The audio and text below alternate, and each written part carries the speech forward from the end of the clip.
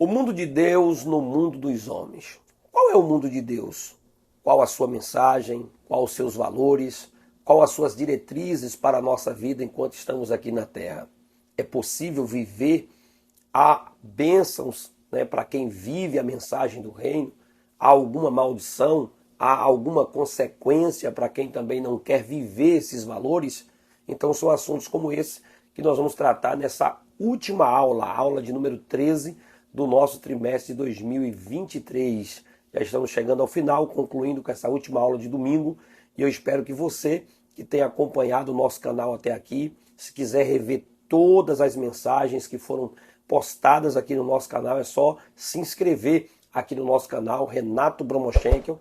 Você pode dar o joinha, você também se inscreve e ativa o sininho, e assim você vai estar sendo abençoado e abençoando a vida de outras pessoas também, tá bom? É só entrar lá na nossa playlist e acompanhar todas as mensagens que foram postadas aqui.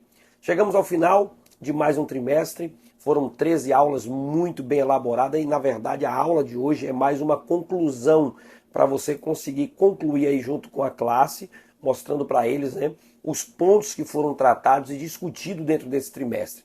Nós tivemos temas, como a igreja diante do espírito da Babilônia, mostrando que espírito é esse que tem dominado o mundo e como é que a igreja está diante de tudo isso, como a igreja está se portando diante de tudo isso. E aí, a partir da segunda aula, a gente começou a falar sobre a deturpação da doutrina bíblica do pecado, o perigo do ensino progressista, qual a criatura vale mais, quando a criatura vale mais que o Criador, a dessacralização da vida no ventre materno, a desconstrução da masculinidade bíblica, a desconstrução da feminilidade bíblica, transgênero, que transrealidade é essa? Uma visão bíblica do corpo, renovação cotidiana do homem interior, cultivando a convicção cristã, sendo a igreja do Deus vivo, e hoje nós vamos tratar sobre o mundo de Deus no mundo dos homens. Essas foram as aulas que foram ministradas ao longo desse trimestre, todas elas ministradas pelo pastor Douglas Batista, o comentarista oficial desse trimestre, e trouxe aí uma mensagem muito atual, bem contextualizada, e eu tenho certeza que a sua classe, você professor, você aluno, aprendeu muito. E vamos à conclusão da nossa aula de hoje. A nossa aula de hoje, ela tem como verdade prática, fala que na dispensação da graça, a igreja deve refletir os valores do reino de Deus no mundo. Todos sabem que a Igreja Evangélica Assembleia de Deus, a nossa igreja, ela é dispensacionalista. E como dispensacionalista, nós cremos que nós estamos vivendo na dispensação da graça. E já a nível de introdução, as Escrituras revelam que o futuro, que haverá um futuro reino literal, porém na presente dispensação da graça, esse reino ele é espiritual. O reino de Deus está entre vós, conforme Lucas capítulo 17, versículo 21. Então nós estamos vivendo esse reino espiritual, aonde Cristo reina através da vida da igreja, reina na vida da igreja, governando através dos princípios expostos na palavra de Deus. E é isso que nós queremos estudar com você. Nessa lição que encerra o atual trimestre, estudaremos a respeito da implantação do reino de Deus no mundo, em contraste aí sobre tudo que você está vivendo, os valores, os ensinamentos, a mensagem, o que a palavra de Deus passa para os nossos dias. Assim, o propósito é lembrar que Deus age para habitar conosco, reforçar que, embora vivemos grandes desafios, o reino de Deus permanece agindo no mundo por meio da igreja, por meio de cada um de nós que compomos a igreja do Senhor e somos o corpo de Cristo. A nossa aula de hoje ela está dividida em 3 pontos. Mas antes de adentrar a cada ponto, é necessário que você compreenda a palavra mundo, até porque o tema da revista vai falar sobre o mundo de Deus no mundo dos homens. E é bom que você entenda que a palavra mundo na Bíblia, mesmo na tradução portuguesa, ela tem vários significados, a depender do contexto em que ela está inserida. Veja que a própria palavra mundo, por exemplo, no nosso dia a dia, quando alguém diz assim, olha, eu vou ter uma notícia aqui para trazer para você, diretamente do mundo dos esportes, ou do mundo do esporte, então do mundo das notícias. Então veja que a palavra mundo aí, ela não está se referindo ao globo Terra, mas está se referindo ao sistema, a um grupo seletivo de organização, né, de organismo que existe, que é a questão do esporte, ou a cultura, o mundo da cultura, né, o mundo do esporte, o mundo da notícia. Então é um sistema, é algo à parte, não quer dizer que é o globo Terra. Então quando a Bíblia diz, por exemplo, que Deus amou o mundo de tal maneira que deu o seu Filho unigênito para que todo aquele que nele crê, aqui pelo contexto, você entende que o João está falando sobre mundo, não no aspecto globo Terra, mas a humanidade. Quando a Bíblia diz, por exemplo, o mundo jaz no maligno, está falando sobre o sistema que governa o mundo, o sistema que domina o mundo. Então, quando nós estamos falando sobre o mundo de Deus, no mundo dos homens, nós estamos falando sobre esse governo de Deus governando no mundo dos homens, governando os homens. Como é que é isso? Como isso funciona? Então é a partir daí, desse entendimento da palavra mundo, que você consegue dar seguimento ao entendimento da nossa lição de hoje. Então os 3 pontos é importante você observar que cada um vai destrinchar justamente este mundo de Deus, este reino de Deus, o domínio de Deus, o governo de Deus sobre a terra. Então vamos ao primeiro ponto. O primeiro ponto fala sobre o reino de Deus no mundo. Como este reino foi implantado no mundo? Como é que esse reino chegou até os homens? Como foi que esse reino chegou a cada um de nós? E aqui começam as respostas nos primeiros subpontos, primeiro, segundo e terceiro subponto desse ponto da revista. Então nós temos aqui, primeiro, esse reino chegou até nós através da encarnação de Cristo. Veja que não é reencarnação, tá bom? É a encarnação. Mateus, por exemplo, assevera que a profecia messiânica ela se cumpriu no nascimento de Cristo. Essa profecia estava lá em Isaías, capítulo 7, verso 14, quando Isaías diz que uma virgem iria conceber e dar à luz um filho. Já em Mateus, capítulo 1, verso 21 e 24, a Bíblia diz que esse texto se cumpre, pois o Emanuel, Deus conosco, se fez carne e habitou entre nós. Esse Deus estar conosco, conforme João, capítulo 1, verso 1. Então esse evento, ele se deu como? Se deu pela concepção de nosso Senhor, né, Jesus Cristo, através do Espírito Santo, no ventre de uma virgem, né, que é Maria, em que os evangelhos ratificam dizendo que o Filho do Altíssimo, que é o Verbo se fez carne, habitou entre nós, ou seja, nosso Senhor, o Emanuel, o Deus conosco, habitou entre nós, veio a este mundo através da encarnação. Inclusive, nós falamos sobre a dessacralização da vida. Um dos pontos lá da revista é justamente falar sobre essa concepção de Cristo, como Cristo foi formado, como Cristo foi gerado diretamente de Deus para os homens, para que assim toda a humanidade pudesse ser resgatada e perdoada dos seus pecados. Então, como foi que essa mensagem chegou até nós? Ela chegou até nós através da encarnação. Foi assim que o reino de Deus chegou entre nós.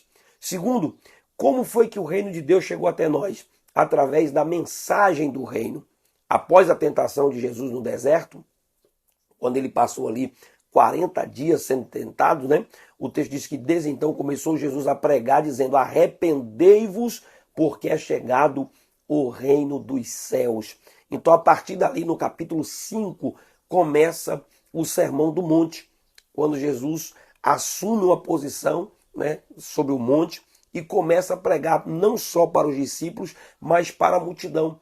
Veja que Mateus é um dos evangelistas que se concentra muito em escrever as palavras de Jesus, em trazer para os ouvintes, para os seus leitores, a mensagem do reino. Mas não só Mateus, como todos os evangelistas, trazem também as parábolas, os ensinamentos, os sermões proféticos, né, que vai falando sobre tudo que Jesus pretendia passar para os seus discípulos. Então aqui fica claro que a mensagem do reino de Deus contém um apelo ao arrependimento. Pois começou Jesus a pregar sobre o que? Arrependei-vos. E arrependimento aqui não se trata apenas de remorso, né, aquela tristeza que alguém chorou porque algo deu errado, porque fez uma escolha errada, mas não muda de atitude. Arrepender aqui é o mesmo que converter ou conversão. é você estar indo num sentido, numa mão, e de repente você percebe que pegou a mão errada, você não persiste nela. Você converte, né, converge para que você possa voltar à sua rota, para que você possa voltar ao seu destino. Então, somente o arrependimento e a fé na obra expiatória e redentora de Cristo pode restaurar o pecador diante de Deus. Não adianta, não há outro meio, não há outro jeito. Inclusive, Jesus, pregando para Nicodemos, disse que era necessário o homem nascer de novo. É essa regeneração que é feita por meio do Espírito Santo através da palavra. Então, qualquer homem que queira receber essa mensagem do reino, a mensagem sempre será essa: mudança de mente, né? O abandono do pecado, voltar-se para Deus, compreender uma nova atitude espiritual, moral, como bem uma nova conduta diante dos céus. Há pessoas que querem, gostam do reino, se sentem atraídas pelo reino, mas não querem viver a mensagem do reino. Então, como é que esse reino chegou até nós? Esse reino chegou através da encarnação de Cristo, através da mensagem do reino e através também dos valores do reino. No próprio Sermão do Monte, Cristo revela qual é a ética e a moral do reino e onde isso se destaca na vida de cada pessoa. Há uma mensagem muito, muito boa do pastor Silas Malafaia, inclusive ele pregou essa mensagem nos Gideões Missionários, quando ele foi lá uma vez, né? E ele prega sobre esse reino de Deus. E ele fala que o reino de Deus, ela tem um príncipe, né? E tem os súditos, nós somos os súditos. E este reino também tem uma constituição. E essa constituição é a palavra de Deus. E a palavra de Deus, ela traz princípios, valores para que nós possamos seguir. E nos próprios sermões, ali nos próprios ensinos de Jesus, Jesus fala sobre é necessário controlar a ira. São valores do reino de Deus. Parece ser algo simples, mas a gente não pode estar vivendo uma vida irada, né, nervoso, desejando o mal, o ódio às pessoas, querendo o mal das pessoas, se explodindo em ira contra as pessoas. Vai falar sobre a fuga da imoralidade sexual. Vai falar sobre a honestidade no falar, onde ele diz sim, sim, não, não. O cristão não pode ser dúbio nas suas palavras, um homem inconstante. A fuga da imoralidade sexual, como eu disse a princípio, foi pregada em todos os temas desse trimestre, né, para a gente fugir de toda deturpação da sexualidade, né, de tudo aquilo que vem distorcer os princípios dos valores do reino de Deus, vem distorcer o padrão criado pelas Escrituras para uma vida de relacionamento sexual entre um homem e uma mulher. Tudo que vem distorcer isso, nós precisamos fugir dessa imoralidade. O casamento, né, nos valores que Jesus passou para os seus discípulos, ele é indissolúvel. O casamento ele foi feito para durar, né, para até que a morte os separe. E veja que Jesus vai falar sobre esses princípios. A não revidar as ofensas, né, tudo isso foi Jesus passando para os seus discípulos. A esmola, a oração, o jejum a partir de um coração sincero, o não julgar os outros, e aqui que fique bem claro, esse julgar aqui não está dizendo que uma pessoa não pode sofrer um juízo ou um julgamento. Ele diz que nós não podemos julgar a maneira injusta, né? Ele manda julgar os profetas, as profecias, ele manda fazer esse julgamento. Mas aqui, quando ele diz para não julgar as pessoas, ele diz que a gente não pode, por exemplo, condenar as pessoas naquilo que nós mesmos estamos em falta.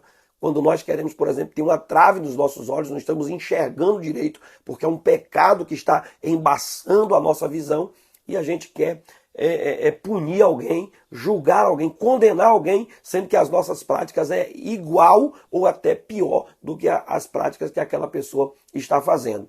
Então veja que ele alerta sobre os dois caminhos, dizendo que existem dois caminhos, o da vida e o da morte, o caminho estreito e o caminho largo. Ele faz uma advertência contra os falsos profetas, ele faz uma exortação para a prática desses valores, em que nós devemos praticar o reino de Deus, não acrescentar e nem diminuir estes valores que foram apresentados a nós. Então, nesse sentido, o sermão nos chama para uma vida de quê? De perfeição em Cristo. Nos convida a priorizar o reino de Deus e a sua justiça. Assim, os filhos do reino devem expressar esses valores no seu viver diário. Então, querido, é assim que nós devemos viver. Uma vida santa, uma vida correta, uma vida plena, uma vida completamente pautada na palavra de Deus.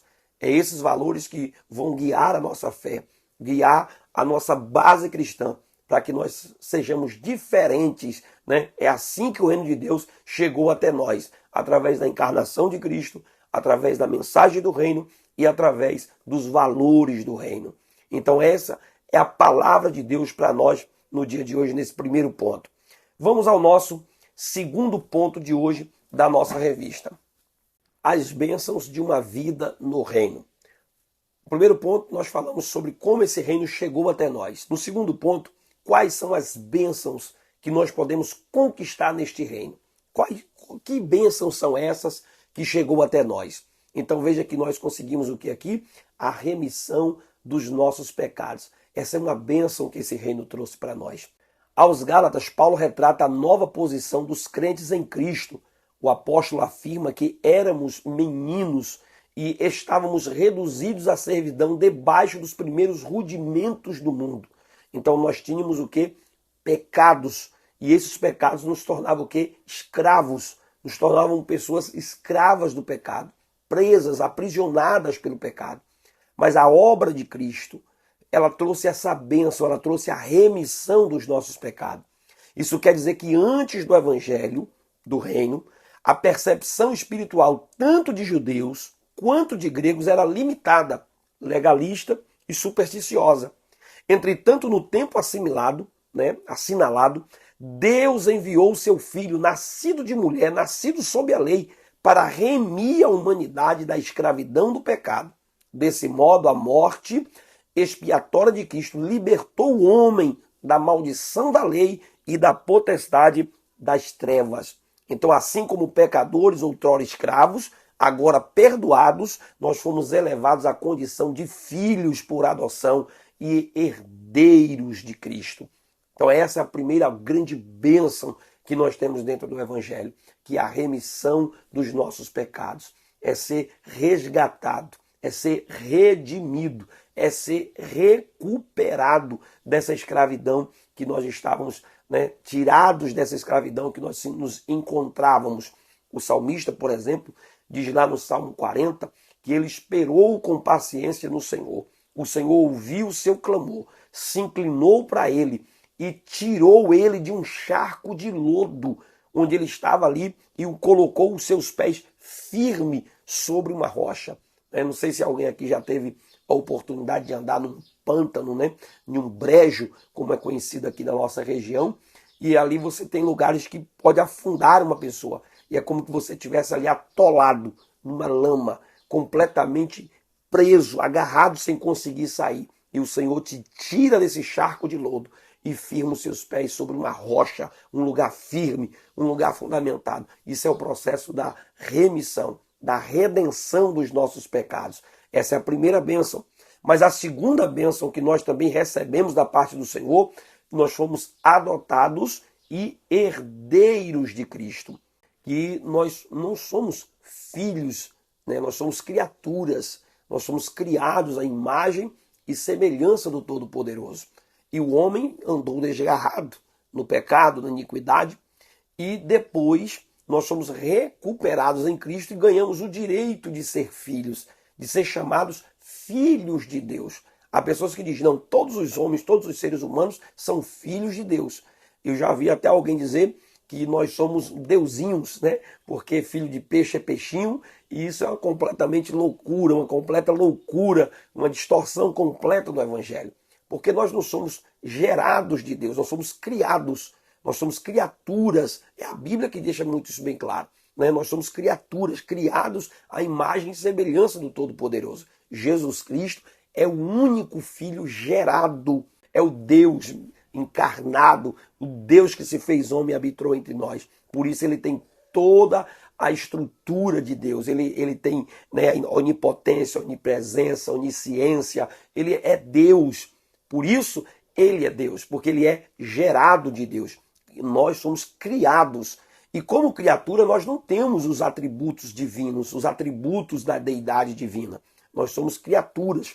Como criatura nós ganhamos o direito de ser filhos de Deus através de Cristo. A Bíblia diz que todo aquele que recebe Jesus ganha o direito de ser chamado filho de Deus, cordeiros com Cristo. Então, é essa bênção. Nós somos herdeiros de Cristo. No outro tempo, éramos estranhos e inimigos, mas agora somos reconciliados em Cristo. Deus concedeu aos filhos a dádiva de um novo nome e uma nova imagem, a imagem de Cristo. Como resultado da nossa adoção, agora como filhos, somos também herdeiros, conforme Gálatas capítulo 4, verso de número 7. Ao ser aceitos, nós somos transformados em filhos para o seu louvor e glória. O propósito da remissão de pecados, a filiação e a herança não tem outro alvo senão louvar e glorificar a Deus. Então veja que hoje nós somos o quê? Aceitos, transformados. A igreja nunca terá glória em si mesmo. Essa glória pertence a quem? Ao Senhor. Foi o Senhor que nos redimiu. Foi o Senhor que deu a vida para que nós pudéssemos ser o que somos hoje. Era a bênção que era unicamente dele, exclusivamente dele. E ele compartilhou com cada um de nós. E hoje nós temos a graça, o privilégio de sermos chamados filhos de Deus. Essa é uma bênção que nós recebemos do Senhor. Mas já no nosso terceiro ponto, nós iremos falar sobre os males de uma vida no mundo. Quais são os males? Quais são as consequências de viver no reino do mundo, no mundo dos homens, né? De viver fora da presença de Deus. E aqui nós temos quais são esses males. Quando nós estamos vivendo no domínio do mundo do pecado, nós somos o quê? Escravo do pecado. A escravidão do pecado habita e impera sobre cada homem. A Bíblia assevera que aquele que comete pecado, ele é o quê? Servo do pecado. Ele é escravo do pecado. Não há liberdade de espírito, não há liberdade de alma, não há liberdade deste corpo que está vivendo sob a prática do pecado. Isso significa que o ser humano ele é escravo daquilo que o controla. Segundo Pedro, capítulo 2, verso 19. Pois o pecado torna o homem incapaz de aceitar a palavra de Deus, de viver a palavra do Senhor.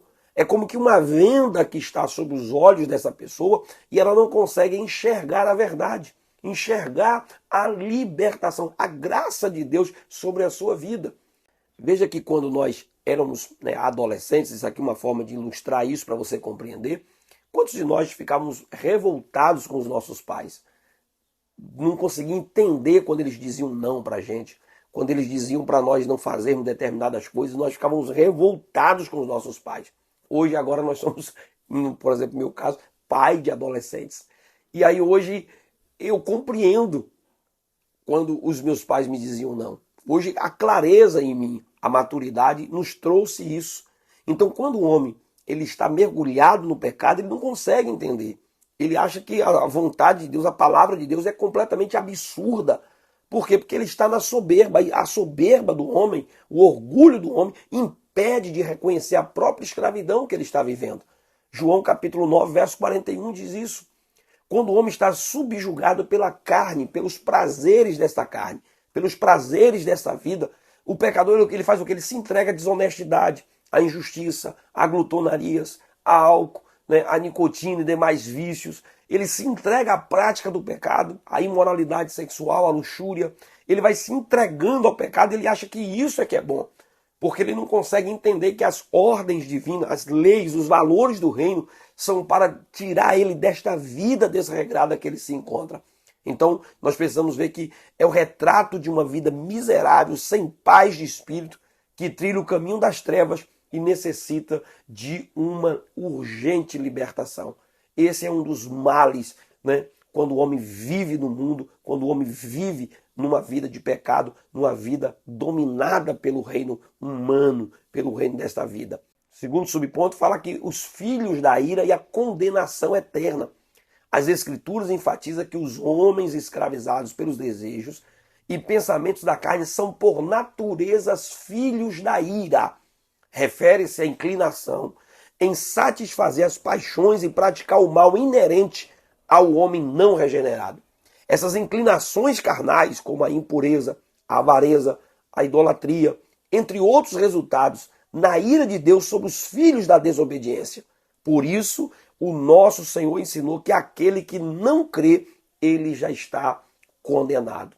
Então veja que a palavra filhos da ira aqui, ela chega a ser mais abrangente do que os filhos, né, da graça, os filhos que estão em Cristo.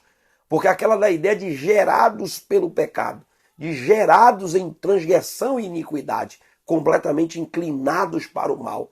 Então o homem, quando ele está vivendo no domínio do mundo, ele se torna um filho da ira, ele se torna alvo da ira de Deus, né, do desafeto, ele se torna um inimigo de Deus, ele se torna um amigo do mundo e constitui inimigo de Deus. Ele ama o mundo, então ele não tem o amor do Pai não pode estar nele.